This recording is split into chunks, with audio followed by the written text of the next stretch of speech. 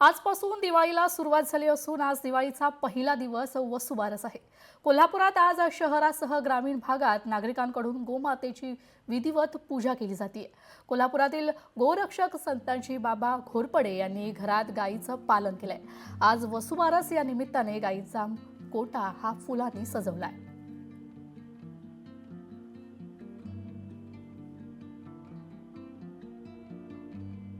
गोमातेच्या आशीर्वादानेच दिवाळीचा सण हा सुरुवात होतो आणि गोमाता ही हिंदू धर्माची एक प्रतीक आहे। हिंदू धर्माचं एक मोठं प्रतीक आहे आणि ज्याच्या घरात गोमाता आहे त्यालाच त्याची काय किंमत आहे किंवा काय ह्या गोमातेचं महत्त्व आहे हे त्या व्यक्तीलाच कळते। मला एवढा आनंद होतो की गोमाता आज घरी आहे माझ्या आणि मला आज पूजन करण्याचा एक भाग्य तो मिळतो आणि प्रत्येक हिंदुत्वादी कुटुंबाच्या घरामध्ये एक गोमाता असणं फार गरजेचं आहे।